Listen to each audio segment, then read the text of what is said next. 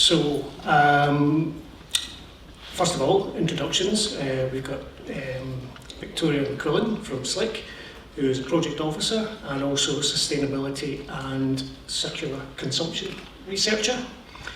We have got Alison Nolan, who's a team leader at Inverclyde Libraries, a librarian with over 25 years' experience of working in education and special libraries. And we've got Claire McCormick, who manages Girvan Branch Library in South Ayrshire, which will provide community access to one of the very first pilot Lend and Mend hubs. And she also has first-hand experience of the positive reception Lend and Mend hubs will provide at a local level. So, what this session is about, Victoria will be looking at Lend and Mend hubs, a project managed by Scottish Libraries and Information Council, which started in Aberdeen, Inverclyde, Midlothian, Perthwick and Ross, and South Ayrshire Libraries to help their communities to repair and to reuse, rent and upcycle everyday items.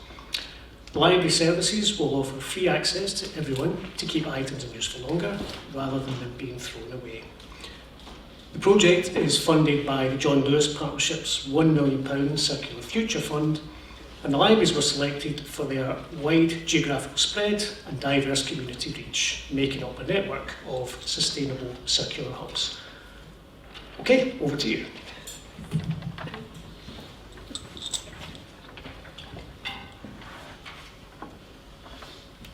Thank you very much. It's lovely to be here to tell you all about Lend and Mend in public libraries. I had a small overview of the project, but I think you've just heard it. So we'll go into a lot more depth about all of these things. But it's a pilot project to establish our 9 Lend and Mend hubs in public libraries, funded by the John Lewis Circular Future Fund. And there's kind of 4 main aspects to the project, and we'll talk about each one in turn. But there's a mending facility. We're going to provide information about how you can live a more circular life in your community, and a programme of workshops and events, and a non-traditional lending collection.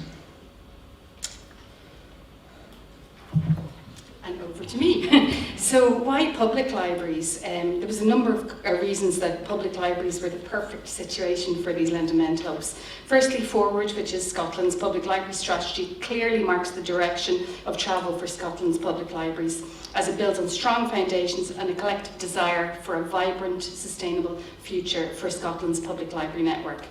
As we know, the strategy aligns with the Scottish Government's National Performance Framework and is rooted in the United Nations Sustainable Development Goals.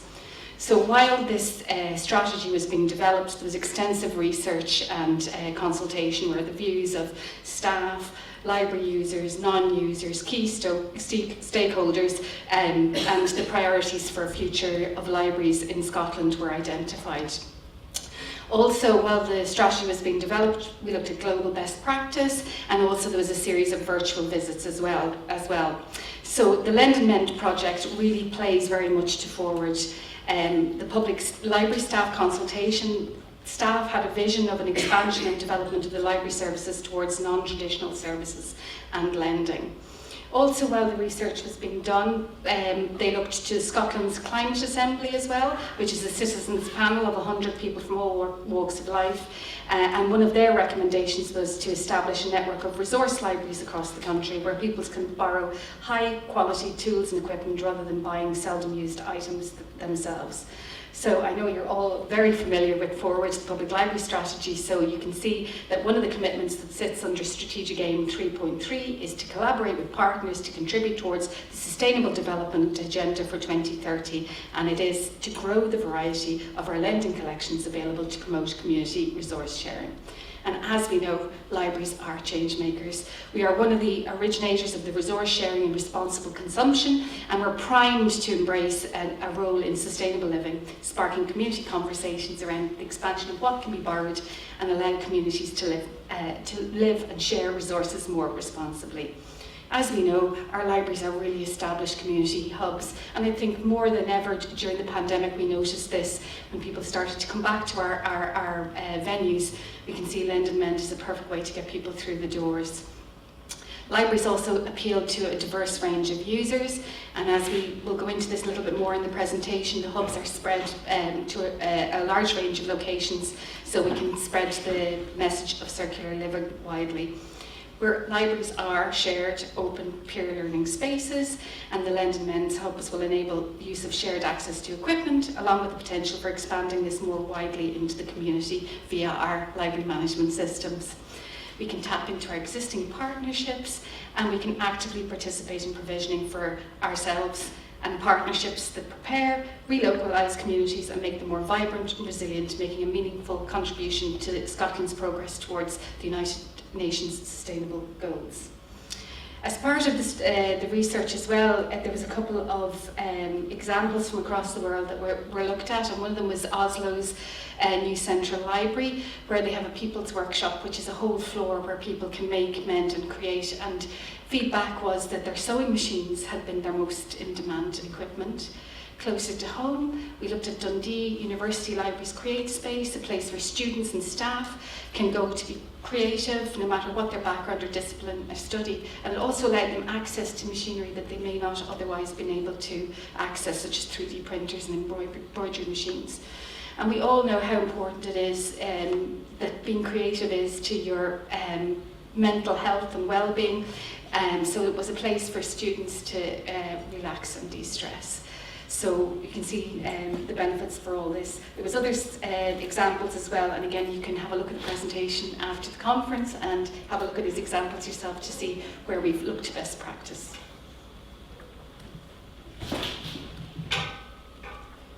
So as we've mentioned, the Lend and Mend Hub is rooted in the circular economy and bringing that to action. So libraries and cultural organisations have an opportunity to shape narratives as a safe space where people listen to the trusted views of the library, and they're seen to be without an agenda. Unlike if you're in a commercial setting, what are they trying to sell me? The library can be a place to experience this without agenda.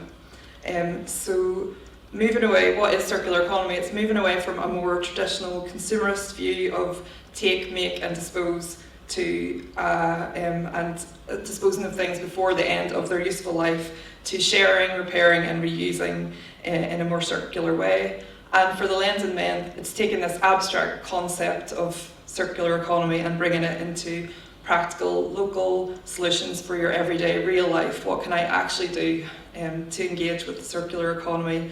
It also provides a great intersection between the cost of living and climate crisis to provide a space for communities to live circularity in action. So we all know as library services that the public purse is definitely pinched. So we had to look somewhere else for our funding. So at the end of 2021, in partnership with Hubbub, the John Lewis Partnership launched the £1 million fund to support trailblazing ideas and innovations that can accelerate the transition towards a more circular economy. This was money that had been raised from the plastic bag levy. So due to our sustainability focus as a climate beacon in the run-up to COP26 and as an on-the-ground service, we were approached by our lead partner SLIC, Lindsay Henderson and Marion Conundrum. We became the pitch panel, shall we say. So a bid was formulated. We were shortlisted from an incredible 245 applications as one of the 8 organisations which were invited to pitch our bids in March 2022 at John Lewis's headquarters for a stake in the £1 million fund. It was a timed elevator pitch, Dragon's Den style. So it was terrifying, shall we say, and there was a large panel made up of researchers, grants managers, directors and ethical influencers, Director of Sustainability and Ethics and John Lewis. So we were absolutely delighted when we were one of the 4 projects that were chosen by the grant panel as the most innovative, impactful and interesting approaches to boosting the circular economy. And we have a little video which is very cringy. We'll show you now. Innovative products or services, ideas, something that is going to really help circular economy.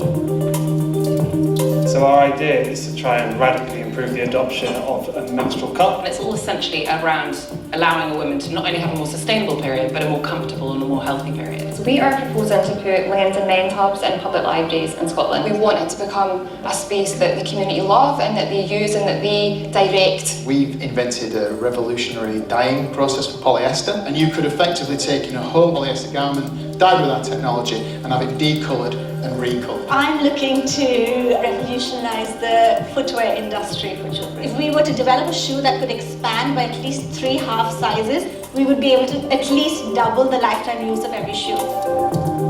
There was a lot of scrutiny on our idea, and they're quite an intimidating group of people. I think a couple of tricky questions, but hopefully we were able to answer. Yeah, I think it went really well. They had lots of interesting questions, they were really engaged with the idea. And they liked the chemistry, eventually. We had some really interesting projects. We'll just now have to make decisions and see how it goes. We are over the moon to have been chosen as part of the £1 million Circular Futures Fund. We can't wait to get started. It really is a game changer for us. We are thrilled to be able to accelerate our journey towards making children's footwear more sustainable and less damaging to the planet.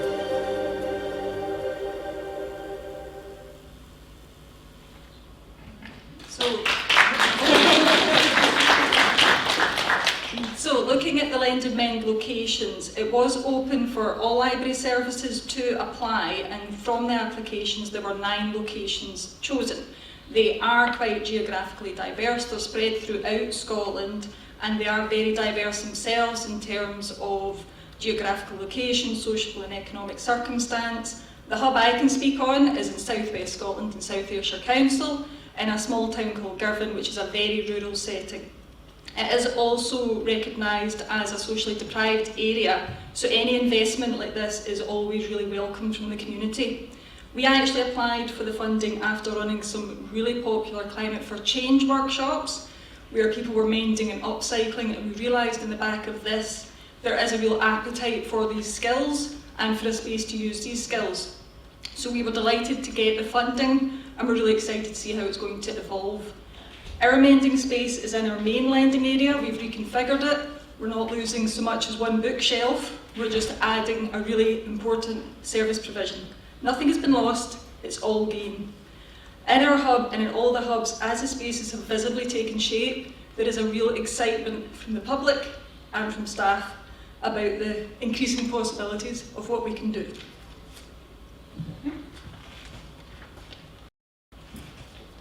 So we divided the project into 2 phases. It's Men's and then Lens, which made sense to us. So the first thing we did before we started out on the Men's in phase was a community consultation, and we asked every service to put this out. They could choose whether to do it just in the library that's going to have the hub or across the service, depended on the setup. It was a paper survey and a SurveyMonkey link. And we also kind of targeted groups that were already using the library, crafting groups and things like that, to get an idea of what people were after for their hub. And this is just a snapshot of some of the views that we received. Overall, it was pretty positive, which was good. And I think my favourite quote from this, you can have a little read there while you're sitting, is, "This is what libraries are meant for." We're like, who's this person? We want them as the spokesperson for Lens and Mend. And any kind of issues that were raised were things that we'd kind of already thought of, thankfully. So things about wanting skills, which we in our programme of events will address, and in terms of accessibility, not just having things during the day, but having things at the weekends and in the evenings to work for the working population as well. I've got some little graphs here to show. We asked people what they were doing already in terms of mending, and we found that although people weren't doing a lot, there was a real appetite for it.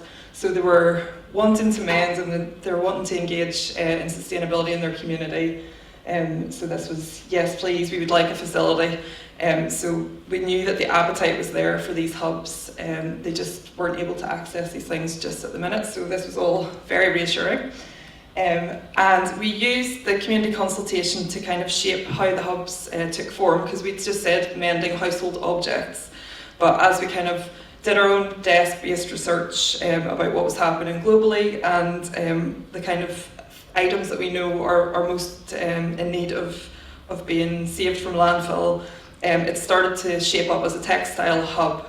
And also in terms of user experience, because we knew, although we looked at a lot of maker spaces and sheds and things like that, we knew people weren't really going to be using power tools in the library while someone sat beside them reading a book. So that was how we got to it becoming more of a textile hub. So the physical transformations, so this is some of our before shots. Look carefully and see if you can tell in the next one which one's each one's after. So there were underused areas in the library. As Claire said, we were trying not to lose any space. We were trying to use up a space that maybe wasn't so well used. But there's quite a diversity of spaces across the 9 hubs. Some of them were computer suites that were no longer used. Some of them were just on the library floor. Some were like former offices. But we had to really think about the functionality of what you need to be able to sew in the space, as well as developing a common identity across the project. All the spaces, as you can see, look quite different, but we're trying to find some things to kind of tie them together, and all within the ethos of the circular economy of the project. So, ta-da! So some of our hubs are starting to open. We've had some soft launches, and we're looking forward to our national launch next week in Wester Hailes. So I've some photos for you, and as you can see, these are kind of hubs in progress, so they're starting to take shape, but you can see that we've used the branding that we had designed to kind of keep that identity throughout. We've painted them all white, and we've used the same furniture in every hub, so whether you're in Wester Hailes or Girvan, you can tell you're standing in a Lens and Mend hub. We managed to stick to the ethos of the project. The pegboards are my particular favourite. So we went to Glasgow Wood, who are a social enterprise, so we were able to kind of give them a bit of business. And also they're from reclaimed wood, so what you see there used to be, once upon a time, was the Kenyan stand at COP26, and now it's some pegboards in 9 libraries across Scotland. And we've dressed them all up, and we'll try to kind of keep that commonality across all the hubs. And the furniture was reclaimed from a company that does office clearances, and then you can buy it on. And we had the chairs recovered in the Lens and Mend colours to keep that identity nice and strong throughout. And the other element of my remit throughout the project has been putting in place lots of partnerships. So this is just some of the organisations that I've been speaking to, and it's been a mixture of learning from best practice. Ali mentioned the Create Space in Dundee. They've been great at sharing their learnings. We've taken advice from Stitch the Gap on what you need to sew in a space. In terms of procurement, working with different organisations like Zero Waste Scotland, where can we get reclaimed furniture? Where can we get things that meet the ethos of the project? And also in terms of the educational elements. So when we come to the workshops, we've got some partners to help us deliver that.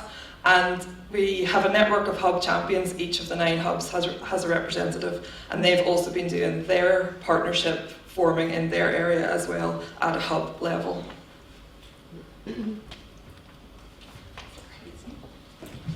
So delivering the actual project once the hubs are fully installed, every hub will run a free programme of workshops and events to provide the skills necessary to use the hub. So you can come in with no knowledge at all, and you'll be able to get the skills to learn how to do your own mending, and then you'll have the space and the resources to do it. The intention is then that users will be able to skill share and pass their knowledge on, so there'll be a lot of drop-ins, there'll be a lot of groups running in the hubs where people can just come and get that little bit of help that they need. Speaking in ground level again at Girvan, we're looking at growing community partnerships with a diverse range of groups. We're looking at having academies in using it. We're looking at children's workshops where different generations can pass skills on. We're looking at providing basic adult skill sets. In response to our community consultation, we're going to start with the real basics. We're going to start with learn to crochet, learn to hand sew, learn to machine sew, learn overlocker skills, and then we're going to work from that to see what else people need. We will have regular drop-in sessions just for that little bit of extra assistance, and the immediate feedback we're getting is that people are raring to get started. They're really excited about it, they're excited about saving money, they're excited about recycling, and they're excited about the social aspect, coming in and taking part in a group.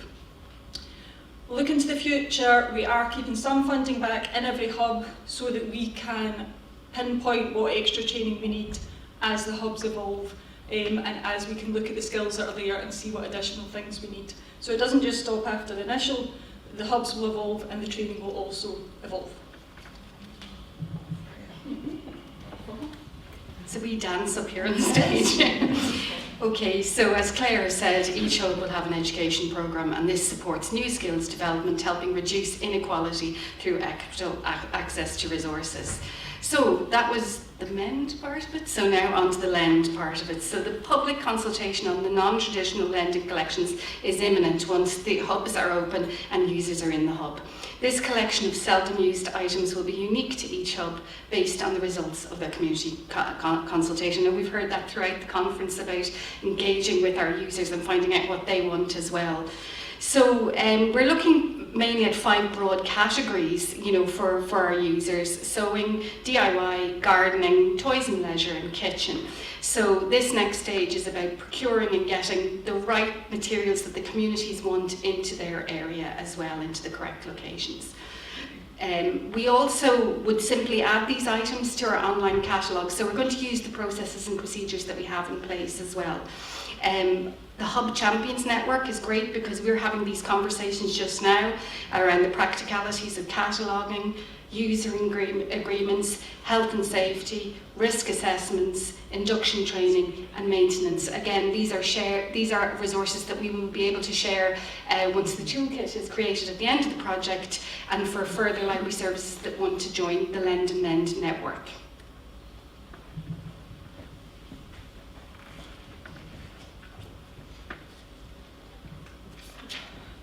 So as I said at the beginning, it is a pilot project, so there's outcomes that we are hoping to see, and they'll be measured, and as Ali mentioned, they'll be put into a toolkit. So we're hoping that we'll see a wide range of users in these hubs, and we're going to evaluate who they are, why they're there, what they're doing, and build a picture of what really works in these hubs to really establish proof of concept. And also what we're trying to do with the project is create replicability, so that only 9 services could be chosen, but we'd love to see this go further than that. So within the 9 services, they could open more hubs, or more services could join and open their own, and even hopefully to take it outside of public libraries. And this will be communicated through a series of legacy workshops as well. And then the hubs that have signed up a partnership agreement to run their hub for 3 years, but again, we'd love to see this go on beyond that. So we're putting in place lots of elements that will help to sustain the hubs once this proof of concept is established. And once the funding ends and my role ends, how we keep these hubs going, basically, and continue them and hopefully see them grow. So the partnerships that we've talked about, we're going to map that all out so that people know what's happening in their area and can tap into that. We are continuing our Champions Network. The idea is we meet once a month at the moment, and that will keep going. The champions will meet each other. They've got a base camp group. They can share, as well as sharing learnings. There can be practical sharing of the maintenance contracts, procurement of items. That strength in numbers will continue. And with the budget, John Lewis have been very kind to allow us to keep some of that back, so that, as Claire said, we can give classes a bit further into the future, so we haven't just spent it all and the budget's gone, and actually what people want isn't what we've planned out. So we've got opportunity there to put in the classes that are actually going to sustain the hub. And also in terms of the maintenance of equipment, we're realistic about needing to replace things. There's haberdashery supplies in every hub. Those will need to be replenished. So there's budget there to keep these things going. And in terms of the training, to train the trainers, so we're planning to do some workshops for library staff and volunteers, so that then they can run workshops in their library, hopefully with less of a cost associated with it. So in summary, Lend and Mend provides an opportunity for libraries to be at the heart of supporting communities to live more sustainable lives, and levels the playing field to help make sustainability accessible to many. Lend and Mend has the potential to start a bigger movement in libraries in Scotland and beyond. Thank you very much.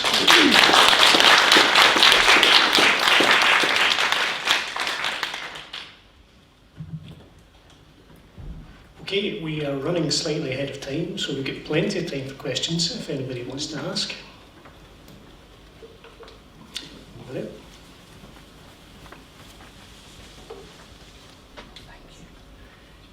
First of all, congratulations on a really well-deserved project. It's fantastic. I wanted to ask a really kind of logistical question. What do you think you might do about storing on your lend part? You know, when you're talking like gardening and baking, and have you come up with like a magic answer for that? Anyone? No. No is the answer. I think it will depend on the community consultation, what fits each hub, you know. So, I mean, currently we have gardening equipment that can be lent out in our hub, but we have a garden attached to it. So we actually have a shed, so we can keep that. Even though the garden tools are catalogued, we store them in this area. Again, the storage is something that's coming at the second part of the phase as well. We're hoping items won't be too bulky. Garden equipment is probably one of the bulkiest things that we would have, you know. So yeah, we asked each hub to kind of think ahead of an area where they could store things, but at the minute we're kind of talking about whether it should be, some small items might be on the library floor and some things behind the scenes. It might be like in some of the bigger libraries where they have a storage area, you have to go and collect it at a certain door. So I think it will be quite different across all 9 hubs depending on their kind of setup. But we'd like to put some storage in that works for every single hub. But I don't know if that's quite how it works in terms of the reality of the spaces we're dealing with. I don't have a question, but I've got a little comment. When I saw for library in the list there, I had a little tear in my eye. Because it's so exciting to be part of the project, and you know, it's been great and we're really enjoying it, but to be part of something so innovative, when we've struggled, you know, obviously post-COVID and everything like that, and the whole process has been dead exciting. So yeah, I just want to thank you all for choosing us. So, thank you. Sorry, I was slightly worried when I saw your hand. Let's see what you were going to ask me. The question down here.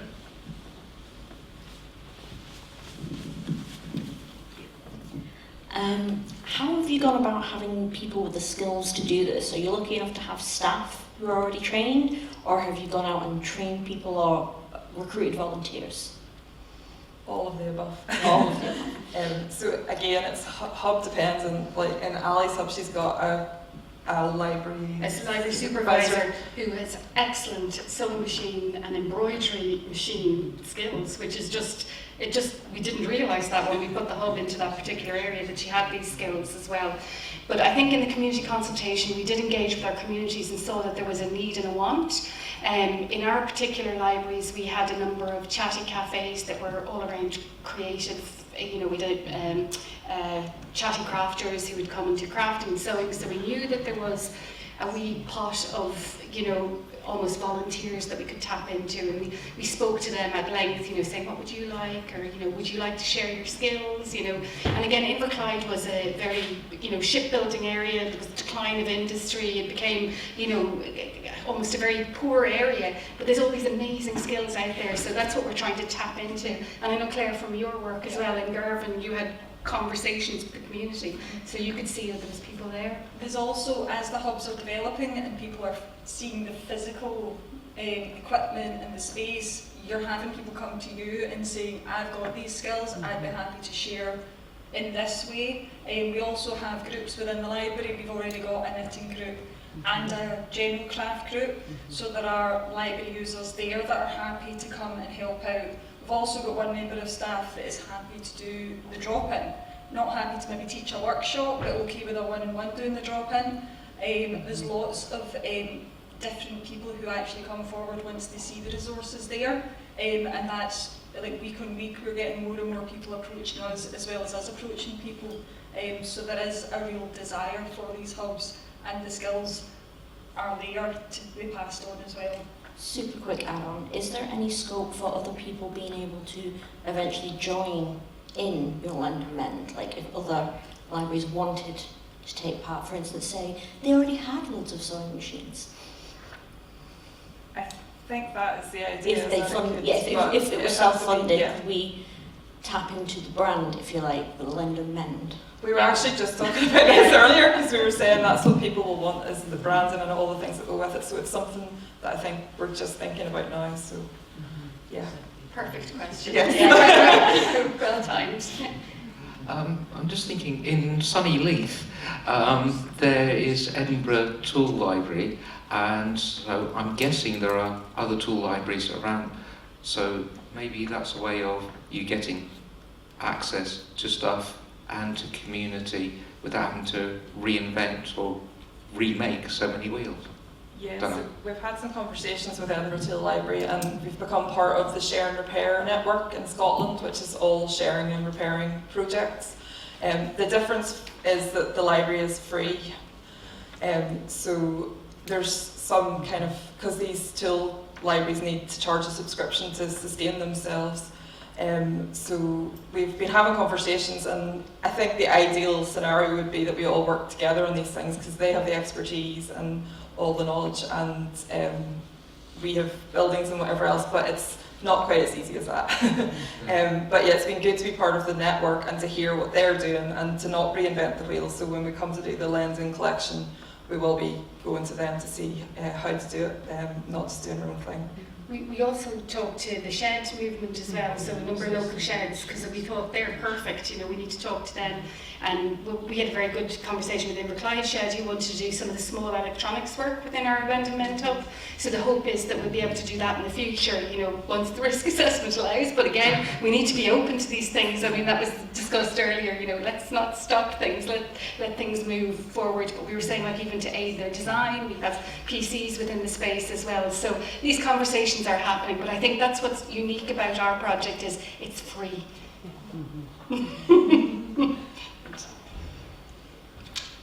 Over there.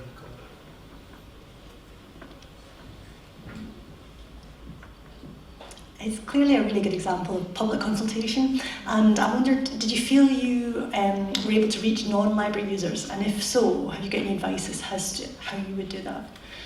I would say yes, related to the previous question. So say our conversations with some of our partners, like the Shed movement, they would maybe not be traditional library users again, so it's tapping into all those partnerships that we have and going out there. I would say outreach is your best thing. You know, if you can possibly do it, go out and speak to people.